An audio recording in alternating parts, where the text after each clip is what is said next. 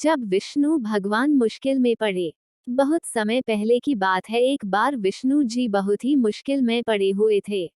उन्हें बिल्कुल भी समझ में नहीं आ रहा था कि इस समस्या से कैसे बाहर निकला जाए।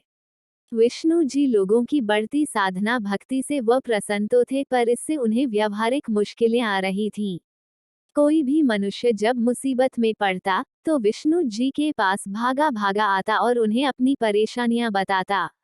उनसे कुछ न कुछ मांगने लगता। विष्णु जी इससे दुखी हो गए थे। उन्होंने इस समस्या के निवारण के लिए देवताओं की बैठक बुलाई और बोले, देवताओं, मैं मनुष्य की रचना करके कष्ट में पड़ गया हूँ। कोई ना कोई मनुष्य हर समय शिकायत ही करता रहता है, जिससे न तो मैं कहीं शांतिपूर्वक रह सकता हूँ, न ही तपस्या कर सकता हूँ। आप लोग मुझे कृपया ऐसा कोई स्थान बताएं जिस स्थान पर मनुष्य नाम का प्राणी कभी नहीं पहुंच सका। विष्णु जी के विचारों का आदर करते हुए देवताओं ने अपने अपने विचार प्रकट किए। कार्तिकेय जी बोले, आप हिमालय पर्वत की चोटी पर चले जाएं। विष्णु जी ने कहा, ये स्थान तो मनुष्य की पहुंच में है, उसे वहां पहुंचने में अधिक समय नहीं लगेगा। ब्रह्मा ने सलाह दी कि वो किसी महासागर में चले जाएं। वरुण देव बोले, आप अंतरिक्ष में चले जाइए।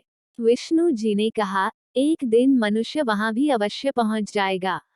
विष्णु जी निराश होने लगे थे। विष्णु जी मन ही मन विचारने लगे कि क्या मेरे लिए कोई भी ऐसा गुप्त स्थान नहीं है जहां मैं शांतिपूर्वक रह सकूं। अंत में सूर्य भगवान बोले कि आप ऐसा करें कि मनुष्य के हृदय में बैठ जाएं, मनुष्य आपको इस स्थान पर ढूंढने में सदा उलझा रहेगा।